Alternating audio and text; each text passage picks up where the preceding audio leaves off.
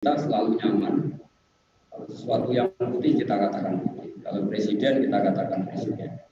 Tanpa presentasi kita dapat apa. Sehingga ini disebut ilmu hakikat. Sehingga setelah makom itu, misalnya kita akan mengatakan, sekarang presidennya Pak Jokowi, kemarin Pak SBY, kemarin Bu Mega. Kalau tidak ada ngasih uang pun kita akan mengatakan demikian. Ini disebut ilmu hakikat. Kalau kita biasa ngomong hakikat tanpa presentasi dapat bonus atau dapat gaji, kita akan ngomong 1 tambah 1, 2, 2 tambah 2, 4. Kenapa kita tidak merasa nyaman untuk mengatakan Allah itu sebagai Tuhan kita? Dan tanpa presentasi apakah nanti kita dapat hadiah apa enggak? Karena kita sudah ngomong hakikat. Orang akan nyaman dengan ngomong hakikat ini. Ini yang namanya ilmu hakikat. Orang dibuat nyaman dengan kebenaran hakiki. Karena kebenaran hakiki adalah kebenaran yang tidak perlu digugat lagi karena bersifat absolut. Sehingga orang-orang hakikat kalau sudah nyembah sama Allah itu senangnya bukan main. Mereka tidak peduli lagi apakah setelah itu masuk surga atau masuk neraka, sudah tidak peduli lagi. Sama seperti kita mengatakan yang putih-putih, yang hitam-hitam sudah senang karena kita dalam posisi benar itu senangnya bukan. Karena bandingannya kita akan naik, misalnya saya akan mengatakan putih itu putih kalau dikasih uang 1 juta. Kalau tidak maka akan saya katakan hitam. Itu kan kita enggak akan seperti itu. Karena itu hanya orang gila yang sama. Ya Allah, saya akan nyembah kamu jika engkau masukkan aku ke surga. Kalau tidak, ya kamu tidak saya sembah. Ya, itu kan kacau sekali. Sehingga semenjak itu ada pelatihan bahwa kita minta Allah ya karena Allah itu Tuhan. Hakikatnya ya Tuhan. Makanya kita sembah. Sama 1 tambah 1, 2 itu hakikat. Maka kita katakan 2. Tanpa harus dapat hadiah. Nah, semenjak itu terus ada pelatihan-pelatihan ilmu yang lebih tinggi dari fikih, yaitu disebut ilmu. Kalau orang sudah sampai ke sini, kata Rasulullah, wajadah halawatal iman. Orang ini akan nyaman.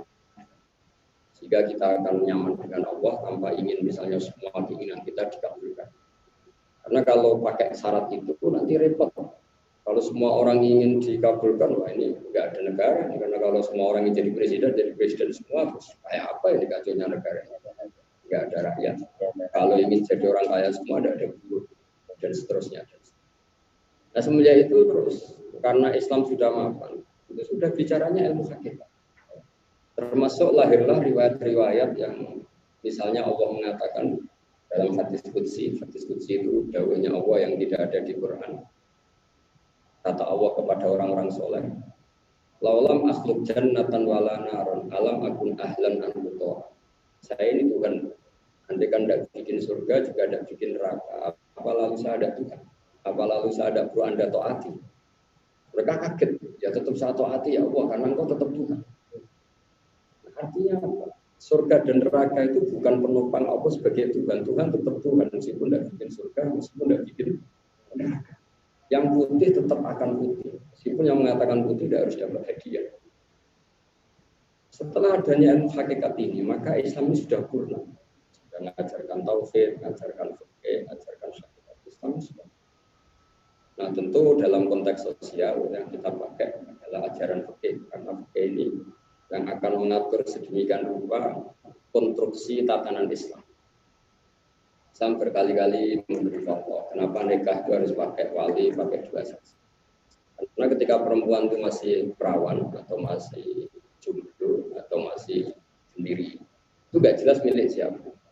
Tentu yang merawat itu bapaknya, maka wali itu bapak kandungnya.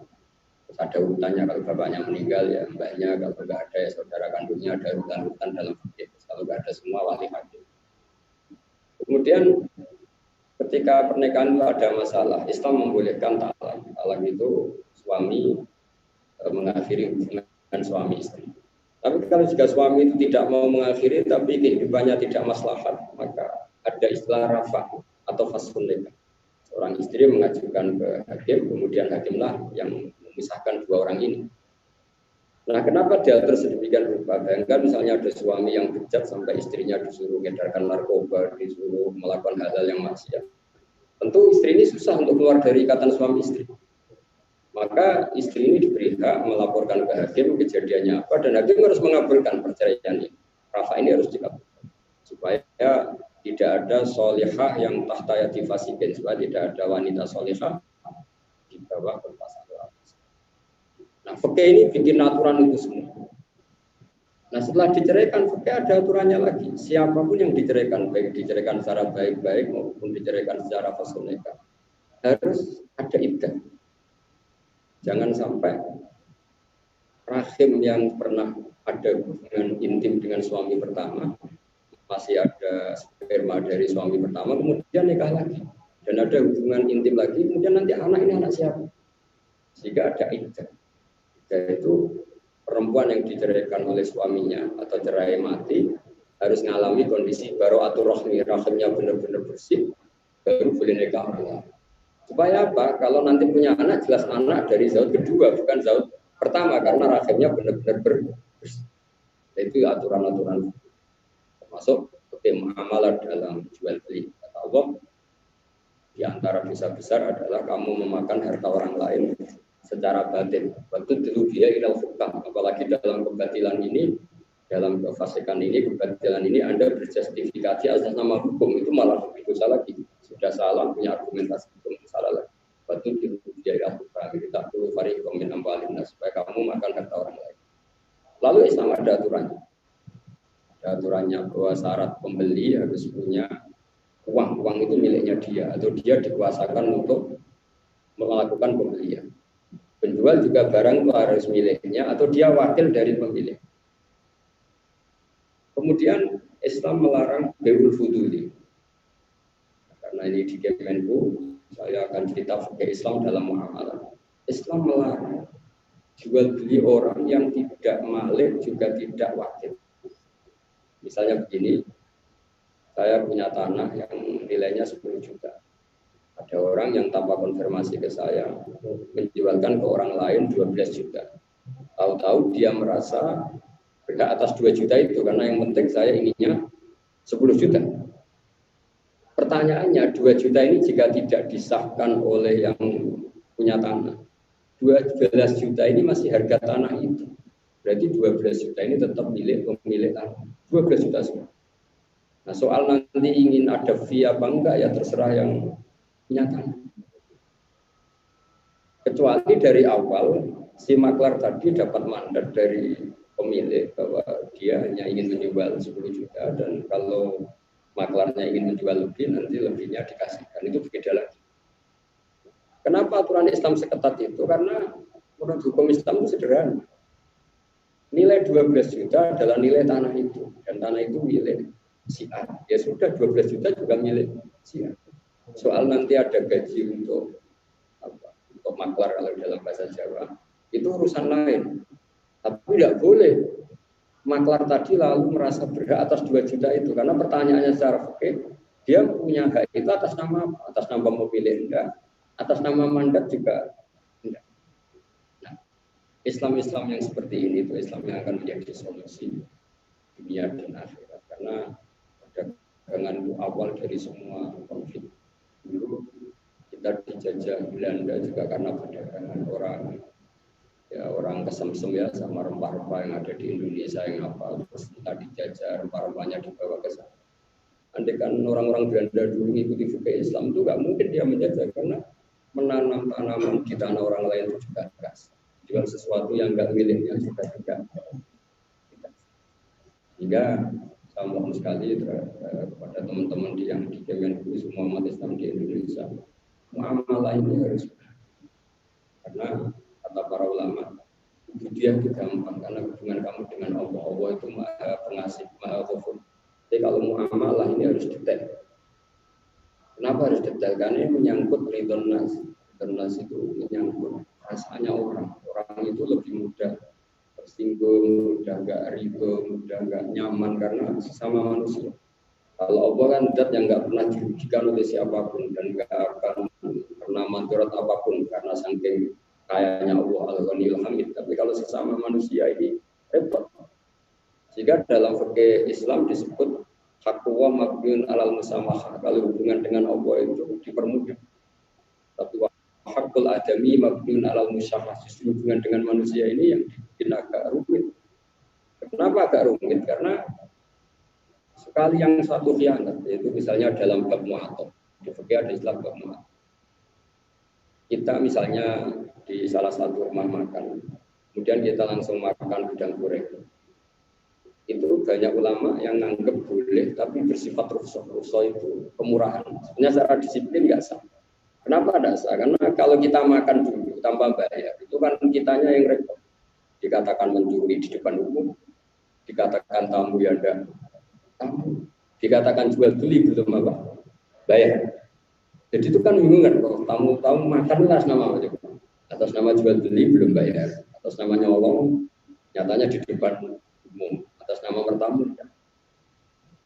Karena itu barang sepele dianggap sah, tapi bukan sah dianggap sah. Lalu pertanyaannya, kalau kita misalnya hanya punya budget 10.000, kiranya habis 10.000, ternyata sama penjualnya kita dikemplang. Dihitung 20.000, kagetnya kan bukan main, karena asumsi kita salah. Ya itu risikonya di situ kan. Nah kenapa fikih mengatakan itu tidak baik? Karena fikih tidak ikut bertanggung jawab ketika ternyata penjualnya bilang, oh itu 50.000. Masa gudang goreng gini 50.000? Terserah saya yang punya, sudah kadang kamu makan. Nah, beda dengan kalau kita berdagang secara benar. Jadi gini pinten bu, ini harganya berapa? Terus baru tahu harganya, jual beli selesai. Baru kita makan. Makanya sebagian warung itu bagus kalau jual belinya diselesaikan dulu baru dimakan. Takutnya tadi diberi harga yang tidak wajar. Itu sampai ketika akhir-akhir Islam itu pembicaraan sampai seperti itu. Bolehkah bai'ul mu'athah? Tentu dalam hal-hal sepele yang kita tentu zaman kita mondok atau mungkin teman-teman zaman kuliah itu sama kantin-kantin yang sudah langganan mungkin itu dipermudah saja. Karena ada at-tarodhi bainahum, ada nilai-nilai yang disepakati. Makanya di Quran disebut illa antakuna tijaratan antarodhi minkum. Itu agak fleksibel jika di komunitas yang mudah saling ridho. Saling ridho itu ya penjualnya tetap memberi harga wajar, yang makan juga dengan asumsi yang wajar. Asumsi yang wajar gini, perasaannya penjual itu ingin dijual itu karena ingin dapat uang. Ternyata ini tidak, misalnya ada mahasiswa atau ada pekerja mau makan banyak ternyata ngebon, itu kan dia kaget karena dia kadung seneng dapat uang ternyata makannya banyak ngebon, itu kan kagetnya bukan main, padahal dia ingin dapat uang cash. Dia tidak ngomong di depan kalau dia hutang. Juga sebaliknya, pembeli ngiranya goreng tadi harganya 5.000, dia berani makan 4 karena uangnya 20.000. Ternyata diberi harga per satunya 20.000. Kan yang kagetnya bukan. Jadi resiko mu'athah itu satu transaksi yang tidak ada ijab qabul, yaitu cukup pakai kultur yang jalan. Itu resikonya kalau ada yang nggak benar. Nah, sehingga fikih tetap mengatakan mu'athah disahkan itu hanya berdasar rukhsah, kemurahan, bukan berdasar status hukum. Karena kalau status hukumnya bisa tadi penjualnya senang karena makan buahnya habis buahnya, wah nanti dapat uang kas banyak. Ternyata semuanya ngebon, itu kan kagetnya bukan main. Atau sebaliknya pembeli ngira harganya terjangkau, ternyata diberi harga yang berlebihan. Itu juga pembelinya kaget. Di sini terus ada bab apakah setiap akad itu harus ada transaksi yang detail juga di hal-hal yang sepele. Dan apakah mu'athah itu sah apa? Ini harus sesuatu yang menjadi landasan hukum bahwa ketika Islam sudah mapan, sudah sampai membicarakan hal-hal yang seperti mulai mu'athah. Itu juga menyangkut ibadah. Ibadah juga dibicarakan secara detail. Ini sebagai penutup, saya beri contoh. Kebenaran yang hakiki itu adalah tentu ridhanya Allah Subhanahu wa taala, karena Allah itu zat yang al-ghaniyul mutlak, zat yang tidak butuh kita. Maka ridhonya Allah itu bisa hal-hal yang sepele, yang gampang. Sehingga maksiat juga sebaliknya. Kadang Allah itu benci kita justru untuk hal-hal yang sepele. Nah, kita sudah tidak pernah tahu lagi itu setelah Islam sempurna. Saya beri contoh misalnya begini. Ada pelanggaran besar, ada pelanggaran kecil. Itu dalam tatanan fikih. Tapi kalau dalam tatanan ilmu hakikat, kamu jangan melihat pelanggarannya, tapi melihat siapa yang kamu langgar. Misalnya kita, misalnya saya dengan bapak saya, atau saya dengan anak saya. Mungkin yang menyuruh mindah posisi gelas itu hal sepele. Jadi misalnya gelas di posisi kiri saya, terus saya bilang, nak, tolong gelas dipindah ke sisi kanan. Itu hal yang sangat tidak prinsip. Dipindah gak dipindah, tidak punya akibat yang buruk. Tapi ketika anak saya tidak nurut, itu betapa tersinggungnya saya, karena perintah saya tidak diindahkan. Meskipun sekedar pindah gelas dari arah kiri ke arah. Tentu fakih menganggap itu kesalahan kecil, karena tidak punya akibat apa-apa. Fakih akan menganggap kesalahan besar, misalnya ada orang rokok di pinggir bensin, karena itu bisa berakibat fatal. Tapi kalau yang mutasawuf enggak. Kamu rokok pinggir bensin itu ya fatal, karena bisa kebakaran besar. Pindah gelas yang nggak penting itu juga kesalahan fatal karena kamu tidak memindahkan perintahnya orang yang harus kamu turutin. Misalnya kamu staf di Kemenku disuruh menteri tolong pintunya tutup. Memangnya kalau nggak ditutup akibatnya apa? Itu kan nggak penting. Itu kan menyinggung sekali meskipun sekedar tutup pintu. Makanya jangan melihat pelanggarannya, tapi lihat siapa yang kamu langgar. Jangan melihat maksiatnya, tapi melihat siapa yang kamu durhakai, yaitu Allah Subhanahu. Nanti di bab ridhonya Allah juga sebaliknya. Kadang ridhonya Allah itu ada pada hal yang masyhur dalam banyak hadis. Ada orang yang sekedar ngasih minum hewan yang kehausan diridani. Kadang ada orang yang ibadah lama sekali belum dapat ridhonya. Tapi ketika melakukan hal-hal yang sepele dapat ridho. Karena supaya Allah tetap dengan otoritas absolutnya, nggak boleh diganggu, nggak boleh didikte. Nah, di sini ini setelah Islam pada level hakikat, sehingga kata Rasulullah SAW, kamu jangan pernah menyepelekan kebaikan apa. Banyak orang yang masuk surga dari kebaikan-kebaikan kecil. Kebetulan kebaikan kecil ini yuwafiqu ridho, ngepasi terjadi ridhonya Allah. Tapi kamu juga jangan menyepelekan maksiat kecil, karena bisa saja maksiat kecil ini yuwafiqu syufqah, pas nepai dendune atau ketidaksukaan Allah Subhanahu wa Ta'ala. Jadi perjalanan nuzulul Quran, perjalanan Islam itu mulai menghentikan yang substansi, mulai menghentikan yang visi-visi fisik, pelaturan fisik kayak fikir, sampai akhirnya sampai ke ilmu hakikat. Pada level ilmu hakikat itu kita butuh ilmu yang bernama tasawuf.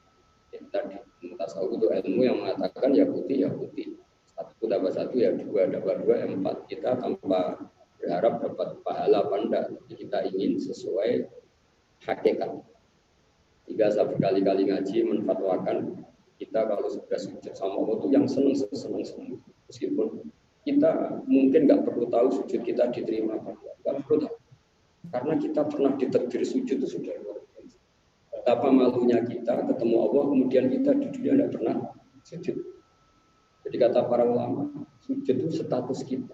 Tidak diterima kayak apa, kita ini sudah keren ketemu Allah dengan berstatus pernah sujud. Makanya di ilmu tasawuf masyhur itu dari ulama, kafa min jazaihi iyyaka ala ta'ah an radiyaka laka ahlan. Cukup sebagai pahala kamu untuk melakukan taat adalah kamu ditakdir melakukan. Misalnya kita ketemu Allah sudah sholat ya, sampun Gusti, pernah sujud sampun Gusti. Itu kerennya apa ya? Sama seperti kita keren mengatakan ini apa? Putih, keren. 1 tambah 1 berapa? 2, keren. Jangan sampai mengatakan begini, 1 tambah 1 berapa? Ya kalau dikasih 1 juta saya bilang 2, kalau enggak saya katakan 4. Itu kan aneh sekali. Masa satu kebenaran dikonversi dengan uang? Sama, masa untuk mengatakan Allah sebagai Tuhan, kita kalau engkau masukkan kami ke surga, jangan katakan Tuhan, kalau enggak ya enggak. Oh, itu kan memalukan sekali hubungan dengan apa yang di akhir-akhir Islam. Ya saran tertinggi adalah supaya orang ikhlas. Ikhlas itu apa? Menyembah Allah, tanpa berharap apapun kecuali ridhonya Allah itu sendiri. Kemudian Assalamualaikum warahmatullahi wabarakatuh. Di sini ada pertanyaan sebagai tanya-tanya di sini. Ini ada beberapa pertanyaan dari jamaah banyak nih. Yang pertama, kalau banyak. Iya ini saya guys. Dua.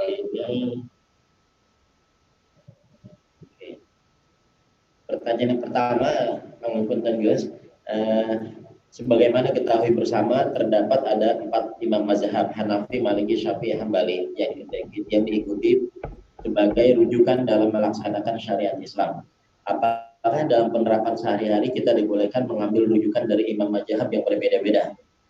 Kemudian kedua, Al-Quran merupakan mukjizat Nabi Muhammad SAW dan Al-Quran lebih banyak mengkisahkan kehidupan Nabi Musa daripada kisah-kisah Nabi lainnya. Mohon bisa jelaskan asbab dan makna hal tersebut. Sementara 2 nanti selanjutnya menyusul. Masih ada 3 lagi. 3 lagi. 2 dulu. Siap.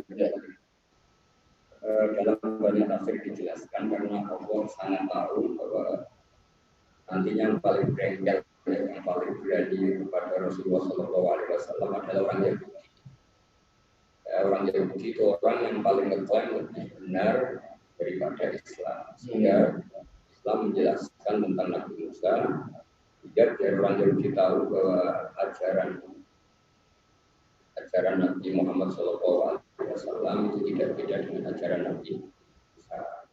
Ya, Musa ditonjolkan supaya orang Yahudi tahu bahwa orisinilitas Taurat itu ya seperti yang ada di Quran, bukan yang seperti mereka ajarkan. Ya, orang Yahudi tidak punya dalil lagi.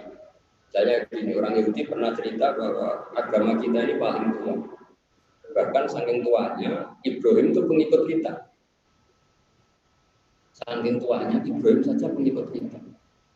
Hanya digojlok sama Quran. Anda yang mengklaim biasa ilmiah, ternyata kali ini benar-benar tidak ilmiah. Allah menurunkan ayat bahwa manusia di Taurat wal Injil illa min ba'di afala ta'qilun. Karena ajaran Yahudi itu dimulai sebetulnya dari saudaranya Nabi Yusuf, namanya Yahuda bin Yakub bin Ishak.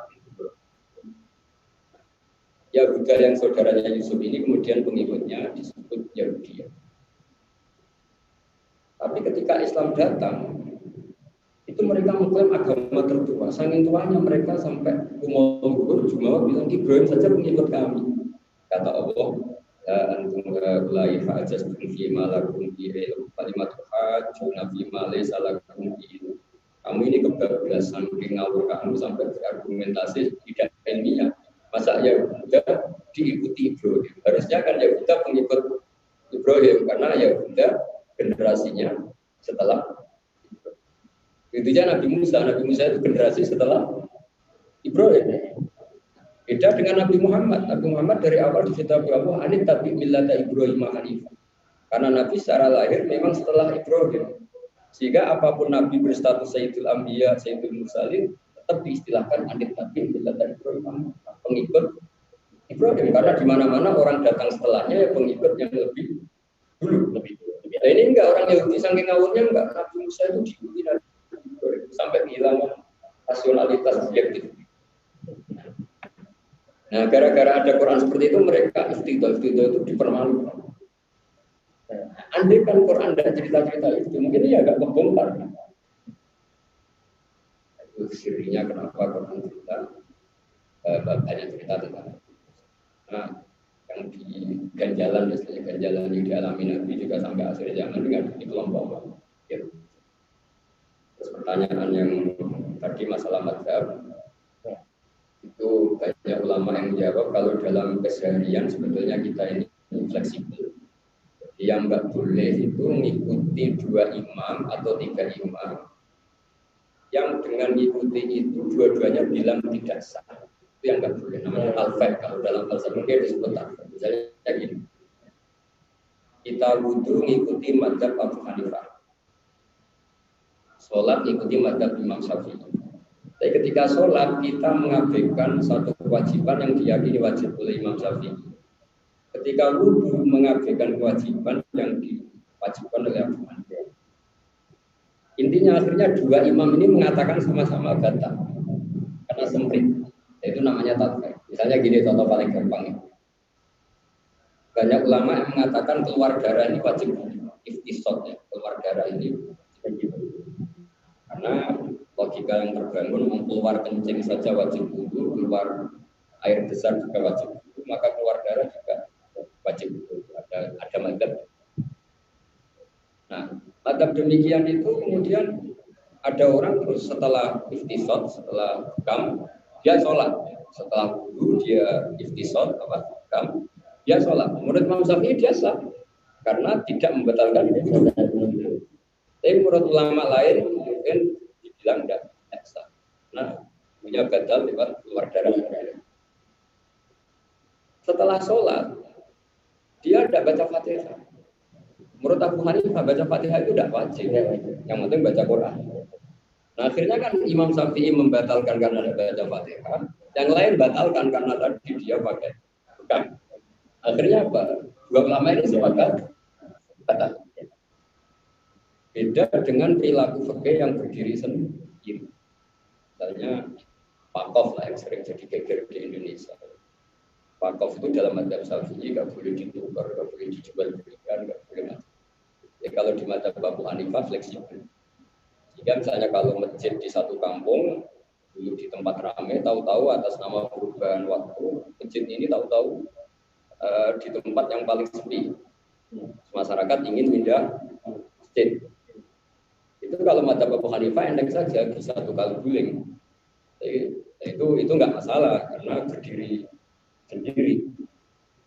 Ya, jadi, yang masyhur itu haji. Menurut madzhab Syafi'i bersentuhan lelaki istri, bersentuhan lelaki dan perempuan, baik suami istri maupun orang lain kan membatalkan wudhu. Padahal kalau di tawaf kita tidak mungkin tanpa apa? Bersentuhan. Maka mau tidak mau kita berintikal ke madzhab Maliki bahwa yang membatalkan wudhu itu hanya hubungan suami istri. Kalau sekedar bersentuhan tanpa syahwat tidak.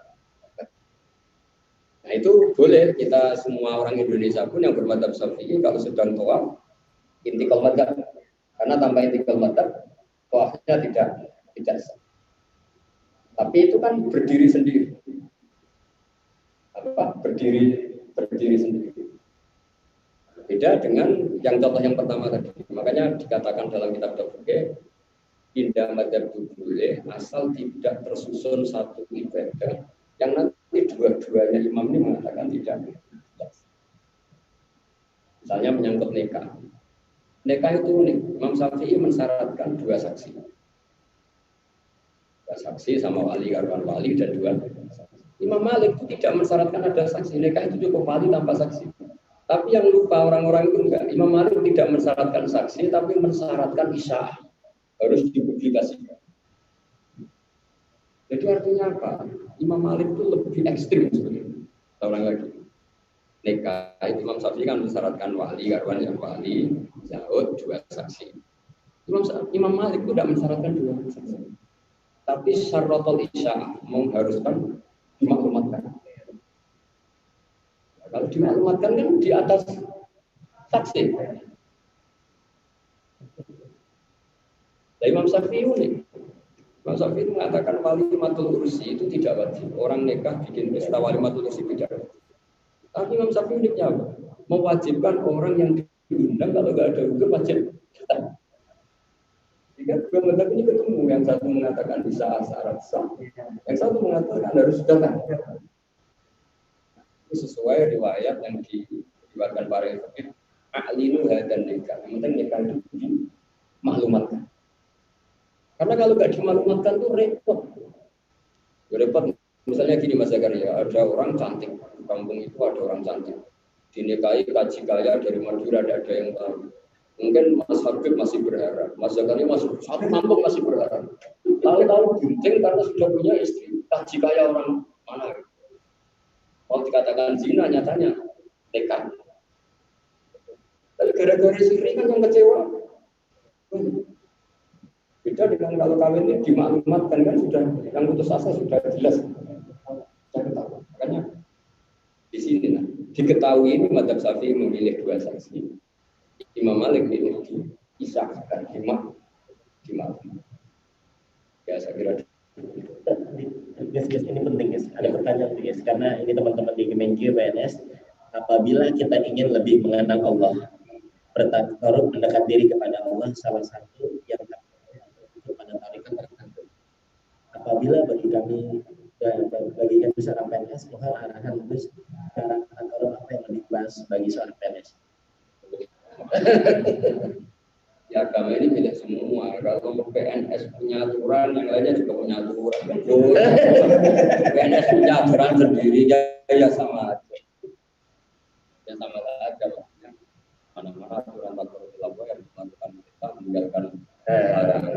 Soal kayak toriko itu kan sifatnya apa ya? Sifatnya itu tambahan ya, tambahan. Karena kenapa tambahan itu penting? Karena memang begini ya. Kalau di surat Fatihah, saya masih ingat betul ketika ngaji Fatihah, kan ada kata juga ihdinas siratal mustaqim siratal ladzina an'amta 'alaihim. Tunjukkan kami jalan yang benar. Itu jalan siapa? Jalan mereka yang telah Engkau beri nikmat. Nah, kenapa demikian? Karena kita ini kan nggak mungkin mengikuti Allah, karena Allah itu Tuhan. Tuhan itu tidak makan, tidak minum, tidak tidur. Jika kita tidak bisa niru tidurnya Allah, Allah nggak pernah tidur. Tidak mungkin niru cara makan Allah, Allah tidak pernah. Maka ihdinas siratal mustaqim, jalan yang lurus itu apa? Jalannya mereka yang telah Engkau beri nikmat. Nah, itu orang menafsirkan guru, ulama, mursyid. Hanya kita makan. Mungkin kalau orang fasik makan kan ingin supaya kenyang. Kalau kenyang bisa zina lagi, bisa maling lagi, bisa jahat lagi. Jika mulai makannya ini sudah dipakai alat kekuatan untuk melakukan maksiat. Karena orientasinya ini untuk kekuatan maksiat. Juga orang fasik di pulsa, mungkin untuk nelpon, kasih bilangnya untuk koordinasi mau garong kemana. Semuanya betul. Tapi kalau orang taat sebaliknya, mulai makan biar kuat ibadah, beli pulsa supaya bisa silaturahim. Maka jalan yang lurus itu apa? Jalannya mereka yang benar. Artinya panutan. Nah, panutan ini terus ada ulama masyhur menghentikan laulam robbi lama arafna robbi walulal ulama lama arafnal anbiya. Laulam robbi, andai kan tidak ada yang mendidik kita, maka kita pun tidak kenal Tuhan. Karena untuk kenal Tuhan itu butuh robbi yang pelatih kita. Walau ulama lama arafnal anbiya, tanpa ulama pun kita tidak bisa kenal para. Nah, ini terus mengejawantakan ini, kemudian ada di toreko, ada yang ngaji, yang penting dengan guru. Jadi itu bukan masalah toreko, masalah kebenaran itu dosa. Dan ini siratal mustaqim, siratal ladzina. Ini lebih penting juga nih guys. Sudah terakhir. Yang terakhir. Terus sebagaimana kita tahu saat ini kan kita sudah masuk di bulan Ramadan ya. Kita berharap mendapatkan malam Lailatul Qadar. Ketika kita mampu menghidupkan malam-malam Lailatul Qadar, tapi di siang harinya tergelincir maksiat, apakah orang tersebut masih berhak mendapatkan malam Lailatul Qadar? Ingat kita kalau kita sudah sampai menghakikat, menikmati ibadah itu tidak terkait hasil, ya kan? Kita sudah senang sama Allah. Jadi taruh saja gini, malam itu kita jungkung semalaman, kita istighfar, senang sekali baca tahmid, tasbih. Ternyata paginya kita maksiat. Mungkin dalam teori ya orang bisa mengatakan wah itu berarti tidak berhak atas Lailatul Qadar. Yang jelas menurut saya itu wilayah Allah. Wilayah Allah, kita tidak perlu intervensi, tidak perlu merasa tahu untuk menjawab. Tapi menurut saya satu keberuntungan besar kita ditakdir malam itu selalu ingat. Soal nanti kita dosa lagi ya istighfar lagi.